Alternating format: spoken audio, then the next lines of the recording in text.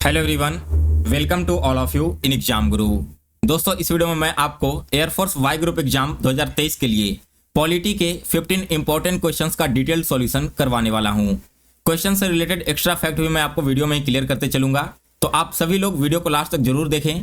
और दोस्तों, इस सारे के सारे क्वेश्चन प्रीवियस ईयर के ध्यान में रखते हुए बनाया गया है और यही क्वेश्चन आपको आने वाले एग्जाम में भी देखने को मिलेगा।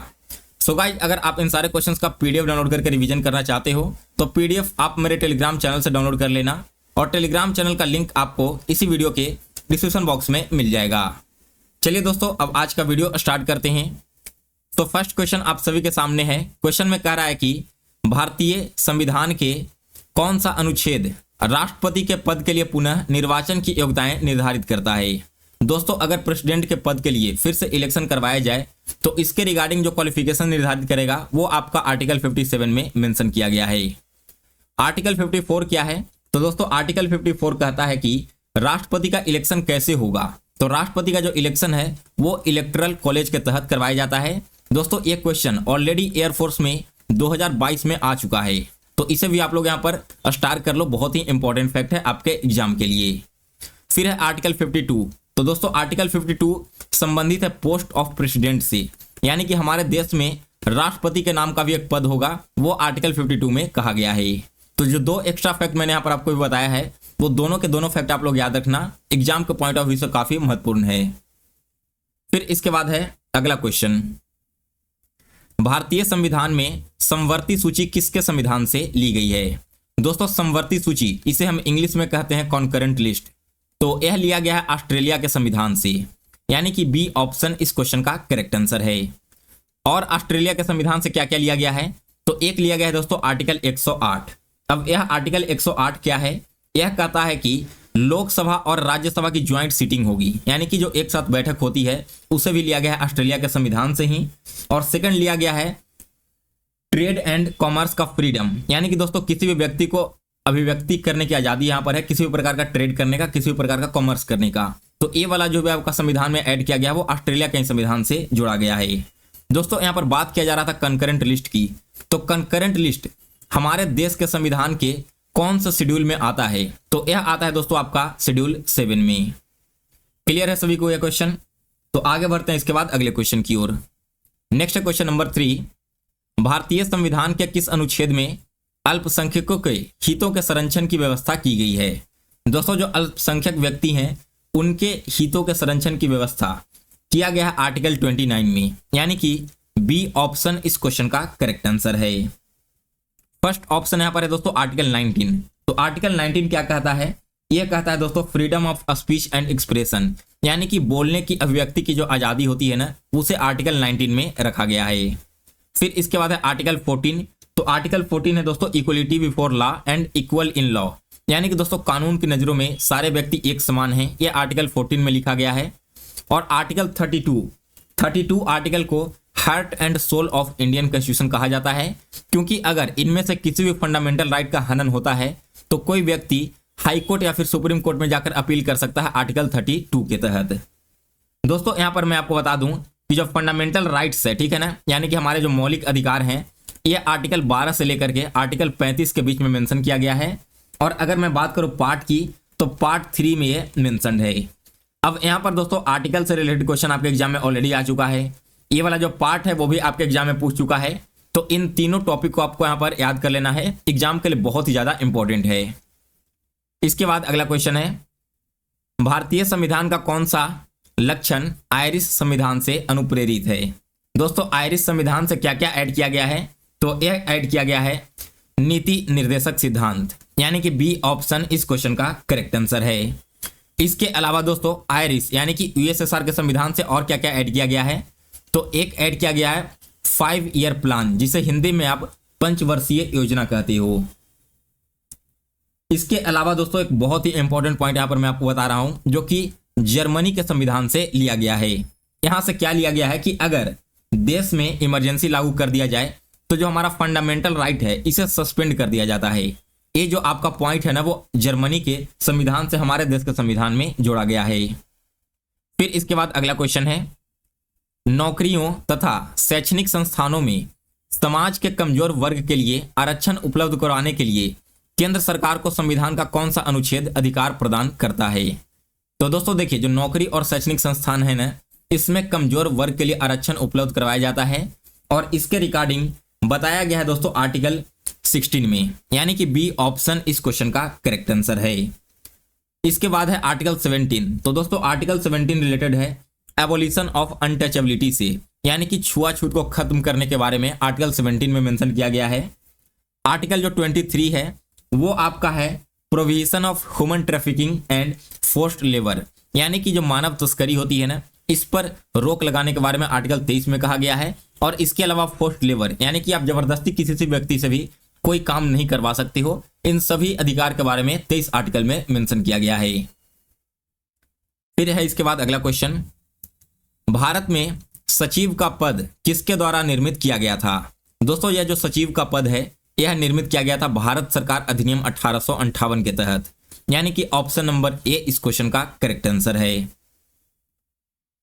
इसके बाद अगला क्वेश्चन है, भारतीय संविधान के किस अनुच्छेद के अंतर्गत भाषण एवं अभिव्यक्ति की स्वतंत्रता के अधिकार की गारंटी दी गई है? दोस्तों भाषण एवं अभिव्यक्ति की स्वतंत्रता, तो यह बताया गया आर्टिकल 19 में। मैंने आपको पिछले क्वेश्चन में इसके बारे में भी बताया था।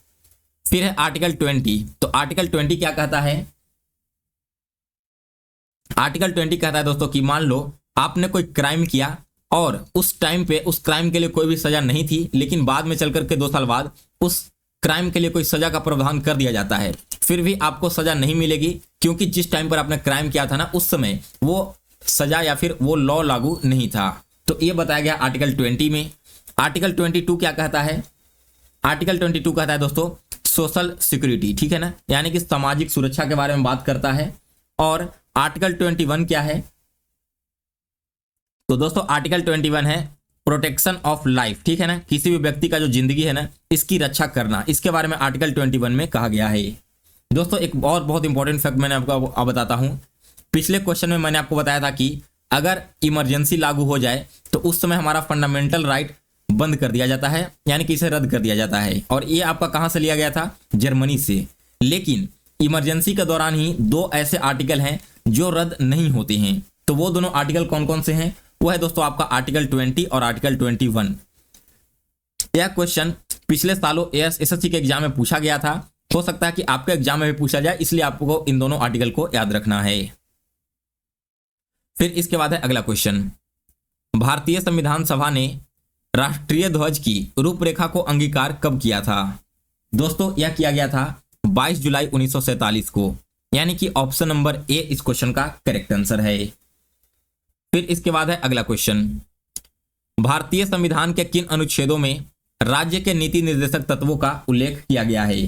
दोस्तों राज्य के जो नीति निर्देशक तत्व हैं, यानी कि directive principle of state policy, इसके बारे में बताया गया है आर्टिकल 36 से लेकर 51 में, यानी कि सी ऑप्शन इस क्वेश्चन का करेक्ट आंसर है।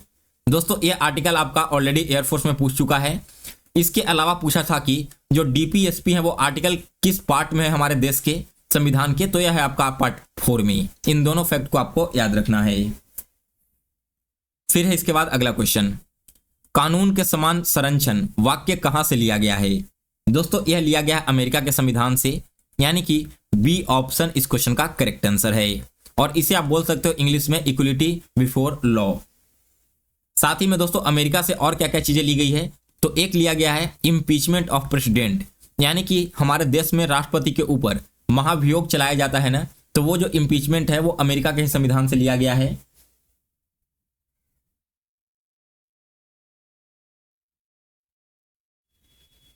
इसके अलावा दोस्तों जो सुप्रीम कोर्ट के जज होते हैं और हाई कोर्ट के जज होते हैं, इन्हें रिमूव करने के बाद जो प्रावधान है उसे भी लिया गया है अमेरिका देश के ही संविधान से।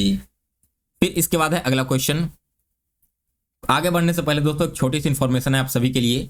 आने वाले एयरफोर्स वाई ग्रुप एग्जाम 2023 के लिए अगर आप जीके का ई बुक परचेज करना चाहते हो, जिसमें आपको GK GS and current affairs उपलब्ध करवाए जा रहे हैं, तो आप मेरे व्हाट्सएप नंबर 94300428 पर मैसेज कर देना। यहीं पर मैं आपको व्हाट्सएप पर ई बुक सबके साथ शेयर कर दूंगा। चलिए दोस्तों अब आगे बढ़ते हैं अगले क्वेश्चन की ओर। नेक्स्ट क्वेश्चन देखिए क्या कह रहा है कि 42वें संविधान संशोधन अधिनियम 1976 द्वारा प्रस्तावना में किस शब्द को नहीं जोड़ा गया था? दोस्तों 1976 में हमारे देश में 42वां संविधान संशोधन हुआ और इसके तहत इसमें जोड़ा गया था एकता और अखंडता, धर्मनिरपेक्ष और समाजवादी। जो गुट निरपेक्ष है इसे आपके 42वें संविधान संशोधन के तहत नहीं जोड़ा गया था। तो सी ऑप्शन इस क्वेश्चन का करेक्ट आंसर है। इसके बाद अगला क्वेश्चन है, भारतीय संविधान में मौलिक कर्तव्य का विचार कहां से लिया गया है? मौलिक कर्तव्य यानी कि फंडामेंटल ड्यूटीज, इसे लिया गया है दोस्तों रूस के संविधान से, यानी कि ऑप्शन नंबर ए इस क्वेश्चन का करेक्ट आंसर है। बी ऑप्शन में फ्रांस, तो दोस्तों फ्रांस से लिया गया है रिपब्लिक वर्ड को। अमेरिका के संविधान से क्या क्या लिया गया था मैंने आपको बता दिया। ब्रिटेन के संविधान से तो सबसे पहले लिया गया है बाइकैमरलिज्म यानी कि द्विसदन, यानी कि दोस्तों पार्लियामेंट में 2 सदन होंगे, एक होगा आपका लोकसभा और दूसरा आपका होगा राज्यसभा।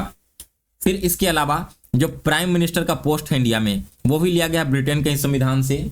इसके अलावा जो लोकसभा के स्पीकर का पोस्ट होता है ना, वो पोस्ट भी आपका लिया गया है ब्रिटिश संविधान से ही। इसके बाद अगला क्वेश्चन नंबर 13 है। इस क्वेश्चन में देखिए क्या पूछ रहा है कि भारतीय संविधान का कौन सा अनुच्छेद राज्य सरकारों को ग्राम पंचायत के गठन का निर्देश देता है? तो यह निर्देश देता है दोस्तों आर्टिकल 40, यानी कि ऑप्शन नंबर ए इस क्वेश्चन का करेक्ट आंसर है। आर्टिकल 51 किससे रिलेटेड है? आर्टिकल 51 रिलेटेड है दोस्तों इंटरनेशनल पीस एंड सिक्योरिटी से, यानी कि दोस्तों आपके जितने भी इंटरनेशनल लॉ वगैरह है ना, वो सारे के सारे इंडिया में आर्टिकल 51 के तहत ही आते हैं। और आर्टिकल 37 क्या है? तो दोस्तों आर्टिकल 37 कहता है कि जो directive principle of state policy है ये कोर्ट में इन्फोर्सेबल नहीं होगा। कहने का मतलब क्या है, 2 चीजें आपकी सबसे इंपॉर्टेंट है आपके, एक है फंडामेंटल राइट और एक है आपका फंडामेंटल ड्यूटीज। तो दोस्तों फंडामेंटल राइट अगर आपको इसकी सुविधा नहीं मिल पा रही है, इसका हनन हो रहा है, तब आप आर्टिकल 32 के तहत सुप्रीम कोर्ट और हाई कोर्ट में जा सकते हो, ये तो मैंने आपको बता दिया। लेकिन फंडामेंटल ड्यूटीज का अगर हनन होता है तब इस कंडीशन में आप किसी भी कोर्ट में जाकर अपील नहीं कर सकते, क्योंकि हमारा जो आर्टिकल 37 है ना, यह कहता है कि डीपीएसपी कभी भी कोर्ट में इन्फोर्सेबल नहीं होगा। यानी कि यह पूरी तरह से गवर्नमेंट पर डिपेंडेंट है कि वो आपकी जो डीपीएसपी हैं, जो आपकी सुविधाएं हैं, वो देना चाहती है या फिर इसे नहीं देना चाहती है आपके वेलफेयर के रूप में।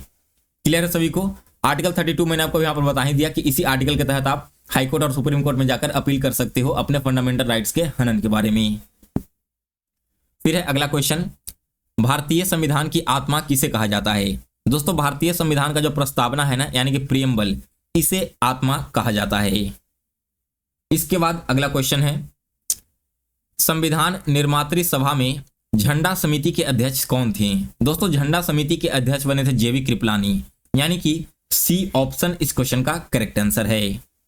इसके बाद अगला क्वेश्चन है, संविधान की प्रस्तावना में प्रयुक्त शब्द सेकुलर का अर्थ क्या होगा? आपको बताना है कि सेकुलर शब्द का अर्थ क्या होता है। तो ये आज का लास्ट और 16वां क्वेश्चन है जिसका आंसर आपको कमेंट बॉक्स में कमेंट करके देना है। सो गाइज फिलहाल इस वीडियो में बस इतना ही। अगर आपको आज का वीडियो पसंद आया हो तो इसे लाइक और शेयर करें, और जितने भी नए कैंडिडेट चैनल से जुड़े हैं आप सभी से रिक्वेस्ट है कि चैनल को सब्सक्राइब कर इसके बेल नोटिफिकेशन को ऑन कर लें। साथ ही में दोस्तों जिन लोगों को जीके का ईबुक परचेज करना है तो आप मेरे व्हाट्सएप पर मैसेज कर देना, यहाँ पर आप पेमेंट करके स्क्रीनशॉट भेजोगे तो मैं आप सभी को ये ईबुक व्हाट्सएप पर शेयर कर दूंगा। तो गाइज मिलते हैं फिर से एक नया वीडियो में, तब तक के लिए जय हिंद जय भारत। आप सभी को एग्जाम के प्रिपरेशन के लिए बेस्ट ऑफ लक।